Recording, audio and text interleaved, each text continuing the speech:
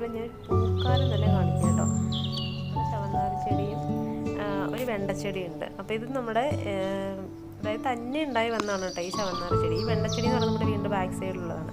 ഇതിന് നിറച്ചും പൂക്കളുണ്ട്. ഇതിൻ്റെ ഫ്രണ്ട് സൈഡിൽ ഒരു ചെടിയുണ്ട്. അപ്പോൾ അത് നമ്മൾ ഡെയിലി വെള്ളമൊക്കെ ഒഴിക്കും, നന്നായിട്ട് കെയർ ചെയ്ത് നോക്കും. ഇതിനെ നമ്മളങ്ങനെ ശ്രദ്ധിക്കാറില്ല, പക്ഷെ അത് നിറച്ച് പൂവായി. അതേപോലെ ഈ ചവന്നാർ ചെടിയും ഇതിന് വെള്ളം മാത്രമേ ഒഴിച്ച് കൊടുക്കാറുള്ളൂ. പക്ഷേ ഒന്നിൽ നിന്നുമാണ് ഈ വിത്തുകൾ ഫുള്ള് വന്ന് ഇത്രയും ആയത് കേട്ടോ. അപ്പോൾ ഇത് മുട്ടിട്ടുമ്പോൾ പോലും നമ്മൾ ഇത് വിരിയെന്നുള്ളൊരു പ്രതീക്ഷയില്ല. കാരണം വെച്ചാൽ മഴയൊക്കെയാണ് ഇവിടെ എപ്പോഴും. അപ്പോൾ ഒരുപാട് ചെടികൾ ഇങ്ങനെ മലർന്നും തളർന്നൊക്കെ പോകുമ്പം ഇതും അങ്ങനെ ആകുമെന്നാണ് ഞാൻ പ്രതീക്ഷിക്കുന്നത്. പൂക്കളിട്ടപ്പോഴാണ് എന്ത് ഭംഗിയാണെന്ന് മനസ്സിലായത് അതിനെ കാണാൻ. അപ്പം എനിക്കിതിൽ നിന്ന് മനസ്സിലായ കാര്യം എന്താണെന്നറിയോ, നമ്മൾ പ്രതീക്ഷിക്കുന്നവരൊന്നും അല്ല. അപ്പോൾ ആരെയാണോ വില കുറച്ച് കാണുന്നത് അവരായിരിക്കും നമുക്ക് ഏറ്റവും കൂടുതൽ സന്തോഷങ്ങൾ തരിക, അല്ലേ? ദൈവത്തിൻ്റെ എല്ലാ സൃഷ്ടികളും നല്ല മനോഹാരിത അല്ലെങ്കിൽ മനോഹരമാണ്. അത് ചെടിയായാലും മനുഷ്യനായാലും എന്തായാലും.